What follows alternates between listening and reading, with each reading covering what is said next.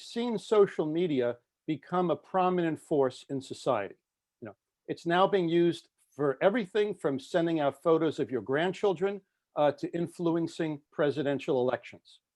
Activists of all stripes have been using social media too, with two prominent examples, which you've probably heard of.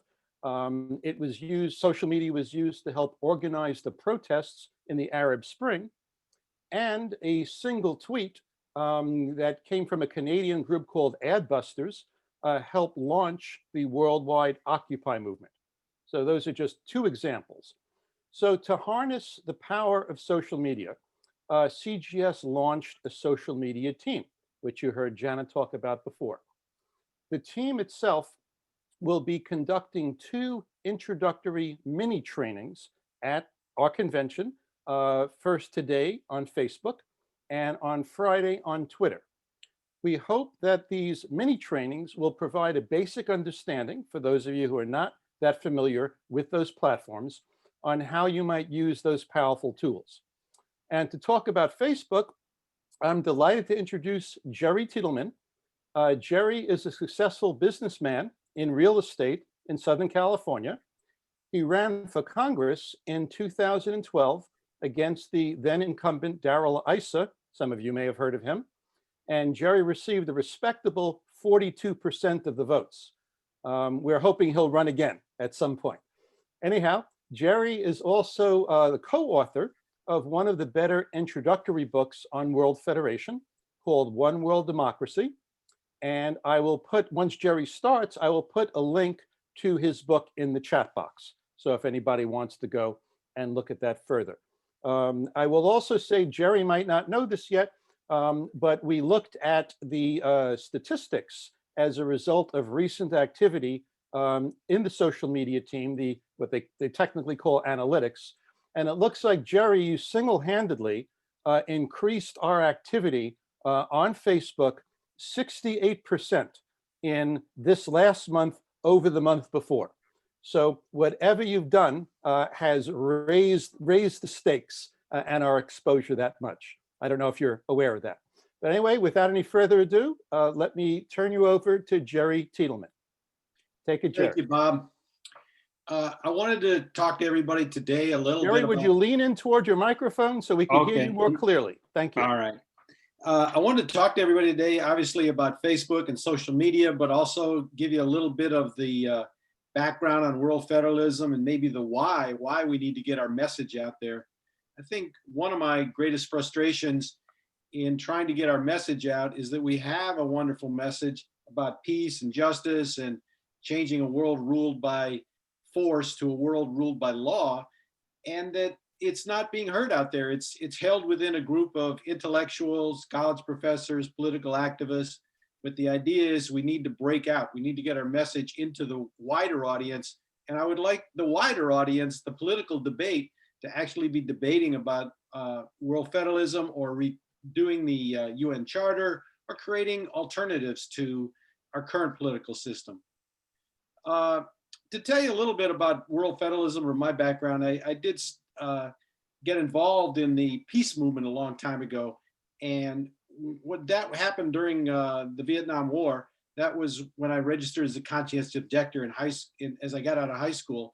And at that time, I really was just, did not feel the war was just. It was unjust war versus the just war. But my evolution into the idea of world federalism didn't come till maybe 10 years later. And it was during the Cold War when the Reagan was president. And I really thought that, this is insane. The world has all these nuclear bombs on hairpin triggers ready to go, and we're escalating.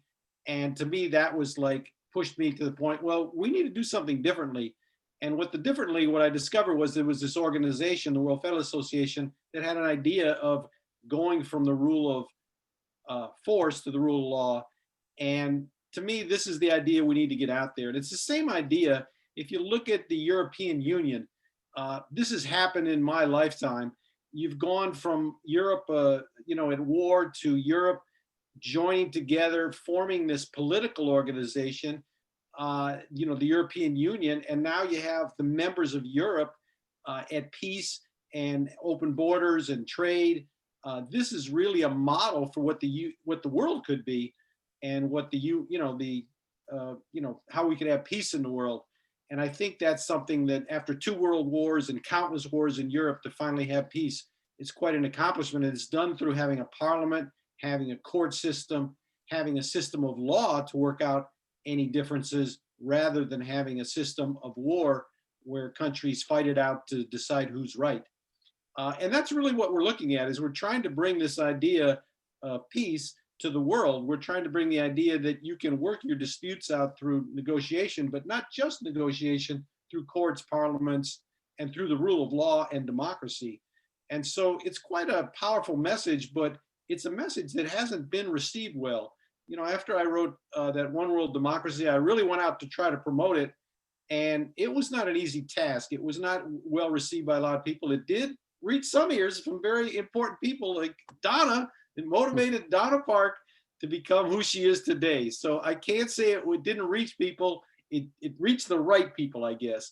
But you never know what you put out there into the world, what effect that will have. If you write an article, if you inspire a person next to you, or if you put a post on Facebook, you never know where that's going to go, what it's going to lead, what it's going to trigger in the next individual. And so I think that's part of our mission, really, is to be getting this message out about creating a world of laws and courts and justice, and really taking civilization to the global level. We've had this globalization of our economies, and we've had this globalization of our cultures, and we have a global community, which is the precursor to government, but we don't have the government. We don't have the true ways to work it out. We have a UN, which is flawed, and we have, it has many flaws in terms of how it functions, and with vetoes and undemocratic processes. So the idea is to create something democratic, either a union of democracies, or something similar to the European Union, or it can evolve in many different ways. We really don't know how it will come about. But to get the debate started, that is what inspires me, that we all have to be inspired to message. And when we say message, we can message in a lot of different ways. We can message by writing an article. We can message by doing a video. We can message by, giving speeches. We can, do it one-on-one with somebody. A lot of people are here because of somebody that inspired them. So I think this is what we really need to do. And as far as Facebook, it does not have the barriers that a lot of other things have, such as if anybody's tried to write an op-ed and get an op-ed, we were talking earlier, in a major newspaper, it's a major achievement to get an op-ed out there. But the internet and social media does not have that barrier.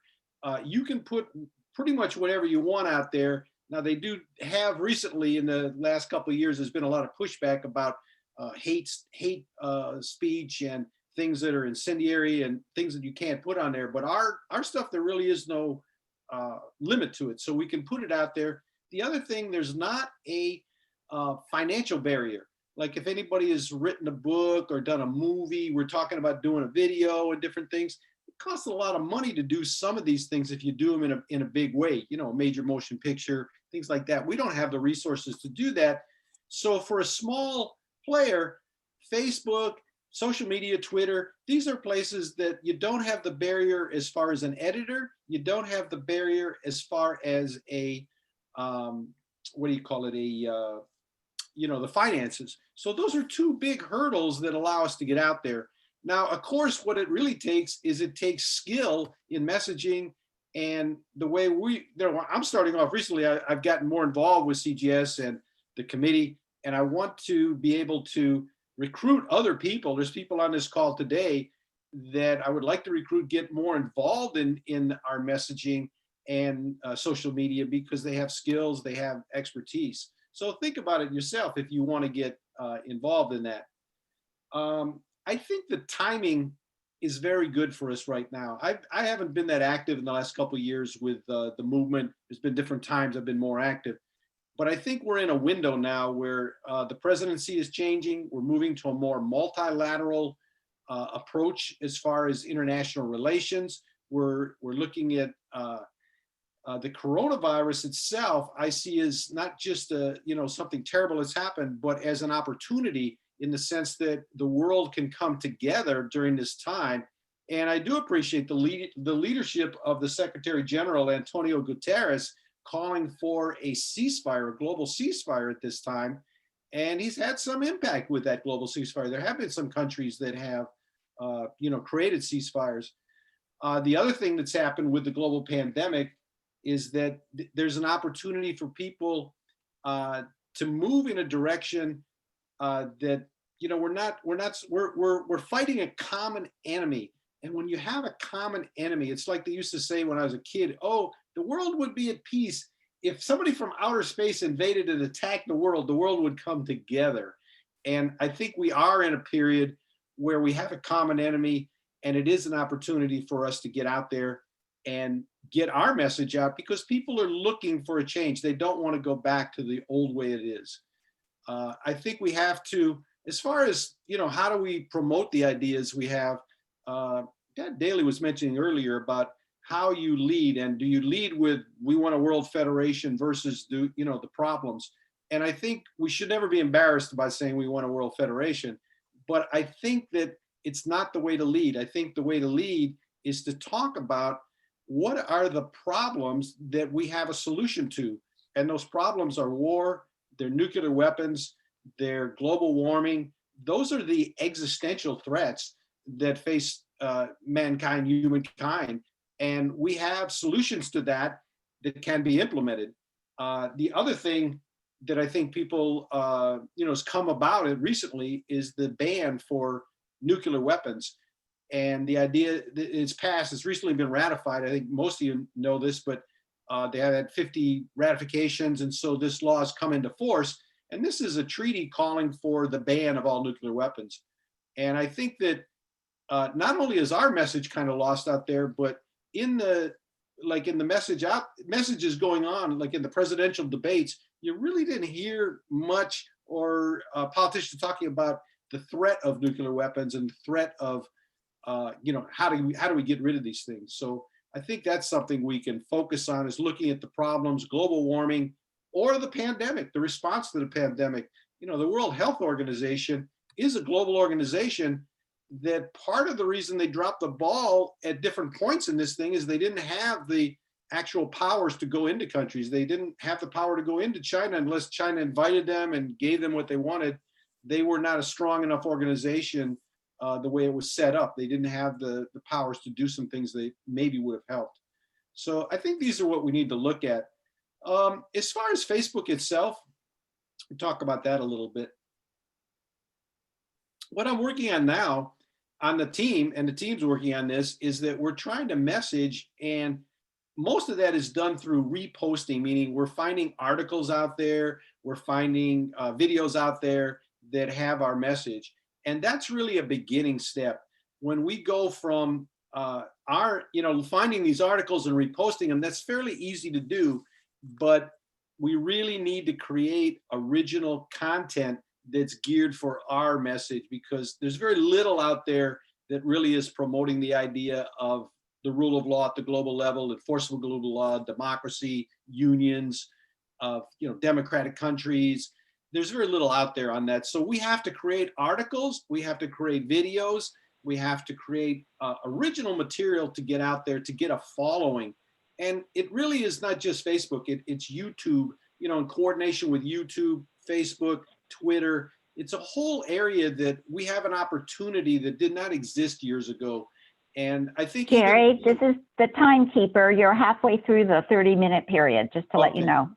I'm gonna wrap it up in just a minute or so, and then I'll open it up for questions or discussion. If you want to just make a comment, is fine. So getting our message out there on Facebook and original content, I think, is what we need. And we need people that are willing to step up and write, do videos, and we can help get this out onto the internet and hopefully get a large following. If you have a large following on the internet, you have the advantage of a base of people that vote, a base of people that donate, a base of people that volunteer, that are active. And so it really behooves us to get as large a following as we can. So why don't we open it up? We'll have a little discussion or questions or comments, that kind of thing. I would say if people can then put their hands up either in the chat in the the cyber room. But Jerry, I wanted to first direct you to one of the things in our email, yours and mine back and forth, which is those who are already on Facebook and know about it, great. But there are a number of people who may not be, who might be intimidated, might be scared. So if you can just start with what kind of advice would you give to those people on how to engage with Facebook, and then we'll go to all the other questions from there. Thank you. Okay. On Facebook, there's a couple different ways you engage. One is you can have your personal account, and your personal account is just your friends. These are people either you know or you have sent a friend request to, they've sent one to you. You can have up to 5,000 friends. And this is a way you can get your message out to people. But this is your personal Facebook. Now, organizations have what's called a page, and a page does not have that limit of 5,000. We currently have around 5,000 people following our page. So the idea is if you're an organization, you have a page, and that page does not have that limit. It's different rules than when you have friends. You have likes. People like your page, and if they like your page, then they get it in their feed. And when you get it in the feed, meaning that you'll see this pop up on your Facebook feed that we've posted, and you can share this. You can share that posting, and then it's going to go to your friends, and it might be something that you want to share and get it out there. And so this is kind of how it works. There's also groups out there. That's a whole nother part of Facebook as well.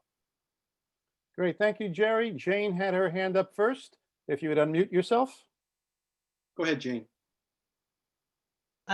Yes. I was hoping you'd have some thoughts about the nitty-gritty. Once we're doing this, whether that's us on running the page or people who want to spread the word to people they kind of know, how can we be more effective in doing that? Okay. I think that in order to promote our page, we need the help of everybody here. We need the help of as many people that we have already, because we have to get the message out there that they need to share our page. They need to engage with other people. And that's really how it's done. I mean, if you have the ability to do content, that's better. But if you're just looking and sharing, you can boost things to people you know through Facebook. That's how things go viral, is that everybody shares something and it takes off because it's timely. And I think the timeliness of our stuff, the quality. The other thing is, like Bob was saying about humor. I did a lot of postings during the election, and the most response I got was from the ones that were humorous. They're poignant but humorous. So you have to unfortunately, you have to entertain as well as educate. That edutainment is a fine line you have to work, because if what you're putting out there is boring or just lots of reading, people don't do it. So there is a little bit of entertainment, like the videos we had during the break. You have some entertainment, you have some messaging going on. So it's a combination of entertainment and messaging that really is the hook. I find that people respond when it catches them like that. Great, thank you. We have Larry Wittner and then Ann Zill in the queue. Larry? All right, then I see Simon with a real hand, not a cyber hand. Okay. Yes, the breaking news response team, as I mentioned, has developed a number of op-ed pieces that have been published. So we'd be happy to channel those in the future through your committee. And of course, some of us also spot things published in other places that we could channel through your team. To whom should we send them, and what is the email address? You can send it to me if you want. It's jerryt602@gmail.com. All right, say that once more, Jerry T. jerryt602@gmail.com. I'll put it in the, I'll put it in the chat, Larry. Okay, thank you. Anybody else? Great, thank you. Yes, we have Ann in the queue, and then we had two real hands as opposed to cyber hands, both Simon and Fritz. I think I'm unmuted. Can you hear me? Yes, yes. Oh, good. I had three reactions. I loved a lot of what you were saying, Jerry. I've been on this board for, I don't know, 13 years, something like that. And I love this board. And I was first influenced by Joseph Clark, who was a senator, and he was also at one point president, I think, of the World Federalists, and then Ed Rawson more recently, powerfully. So I have a long history of association and enthusiasm for this organization. And I want to raise three things that I didn't totally agree with you about. The first one is that I like the idea of focusing on the problems of the moment, climate change, the nuclear weapons, etc. But I think it's always important, and I'm a student of history, and I'm a student of change, political change, and societal change. And I know how often it fails. And one of the reasons it fails is because too many people too often don't marry their concern with the problems of the hour or the century with the big goal, which is World Federation, which is a democratic system of government for the planet. And so I'm sorry, Ann, I just need to cut in to say we have 6 minutes and 3 more people in line. Okay, I have Please get to your two question. very quick additions. Please. The second is that I think that Facebook is but one means of social media. And I'm not sure it's going to be our best one in the future. I know that young people are increasingly moving in other directions and so forth. The third thing I wanted to say is that I'm writing a book at the moment, which is a kind of a creative nonfiction series of tales about my life. But one of the chapters is called "My Life as a Peacenik," and it will involve a discussion of the World Federalists and Citizens for Global Solutions. So that's my social media of the moment. It's not social media, obviously, but it will get, if I get the book published, and I'm fairly optimistic that it'll get published, it'll have some juice. So thanks. Thank you. Thank you, Ann. I appreciate those comments. Great, thank you. I'll just review. We have Simon, Fritz, and Tom Hastings in the queue. We have 5 minutes left. So either ask your question or make your comment as briefly as you can. Thank you. Go ahead, Simon. Jerry, I very much enjoyed your extensive work and going into Facebook for our messages. With your email, we could learn from you how to do this. Is that correct? Yes, you could participate. I want people to participate in Facebook. It's something you can do on your own and help us to get the word out there. Everybody has a list of people that is different than my list. My list of friends and your list, that's how we can expand it, because you have a different sphere. You can, I don't know if you're on Facebook now or you've used it, but it is something that's fairly easy to use. As a facilitator, can I make a point that, Jerry, I'm wondering, as we are going to have breakout rooms when we come to a close at 10 of 9 or 10 of whatever time it is.